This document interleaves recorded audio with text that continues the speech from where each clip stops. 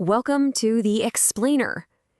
As the United States gets ready to celebrate its 250th anniversary, we're going to pull back the curtain on the quiet but really profound influence a single fraternity had on the birth of a nation. We have to ask, how did the, let's face it, secret society of Freemasons help shape the American Revolution? So you might find this kind of surprising, but all across the country, from New York to California, Masonic lodges are getting deeply involved in planning for America's 250th birthday in 2026. They're putting on events, dedicating memorials, all to celebrate the nation's history. And that raises a pretty big question, right? What's their connection to the nation's birth, and why does it still seem to matter so much to them today? To figure that out, we've got to jump in our time machine and head way back to the 18th century. Because, you see, long before the first shot was fired, a totally different kind of revolution was already stirring. And it wasn't happening on a battlefield, but in the minds of the colonists, often behind the closed doors of their Masonic lodges. Okay, so Freemasonry was like pure Enlightenment era stuff. In a world totally defined by who your parents were and these rigid social classes, Masonic lodges were, well, they were pretty radical spaces. It was a place where men could get together as equals, didn't matter what your station in life was, and talk about these brand new, revolutionary ideas about liberty, equality, and governing yourselves. You could almost think of them as philosophical training grounds for the guys who would lead a new world. Now, this is where it gets really interesting. Just look at these ideas, side by side. On the one hand, you have the core Masonic tenets, liberty, equality, fraternity. And on the other, the bedrock American ideals, life, liberty, and the pursuit of happiness. Now, it's not a direct one-for-one copy, but the philosophical DNA, it's undeniable. The spirit is exactly the same. It's like the architects of the nation were all drinking from the same intellectual well. And trust me, this connection was no accident. The historian Bernard Fay, he went so far as to call Freemasonry the spiritual father of the era's political revolutions. I mean, that's a huge statement. This wasn't just some social club. It was an ideological engine, one that was providing the mental framework for the massive political changes that were about to sweep across America, and later, France. Okay, so we've got these incredible ideas floating around. But ideas need people, right? So let's take a look at the men themselves and see how this ideological connection showed up in the leaders of the American Revolution. Get a load of this number, 13. Out of the 39 men who put their names on the U.S. Constitution, 13 of them were documented Freemasons. That's a full third. That tells you that Masons weren't just on the fringe of this whole movement. They were right there at the table, pen in hand, shaping the nation's most important document.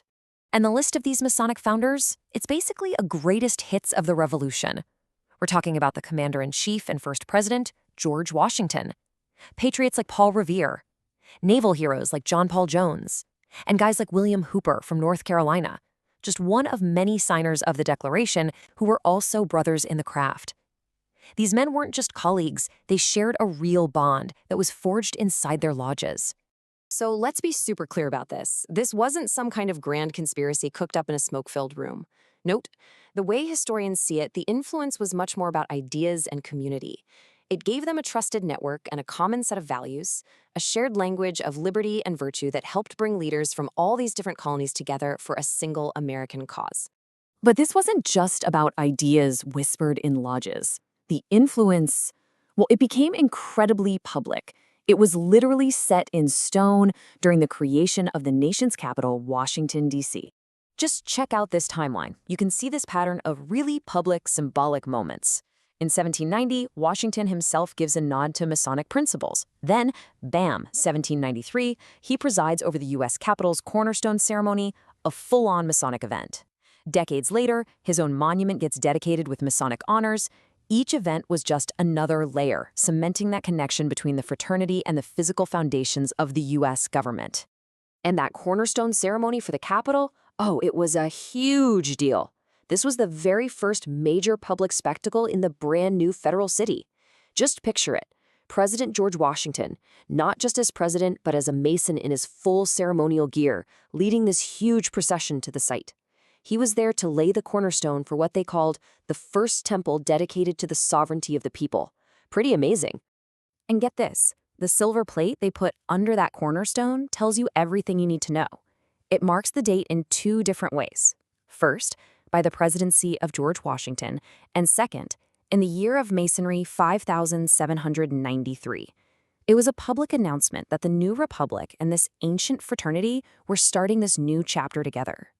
You see how powerful that is? The symbolism was totally intentional. The ceremony actually involved spreading mortar, the real cement that holds bricks together. But the hope, the big idea, was that the Masonic ideal of brotherly love would act as a symbolic cement, binding all 13 of those different states into one strong, indivisible nation. Okay, so that's the backstory. Let's hit the fast forward button and jump to today, because this 250-year-old legacy is very much alive right now as this big anniversary gets closer. So for Masons today, this 250th anniversary isn't just about looking at old history books. It's a real chance to get out there and re-engage with the public and basically reaffirm that these founding principles, liberty, equality, fraternity, are still incredibly relevant in the 21st century.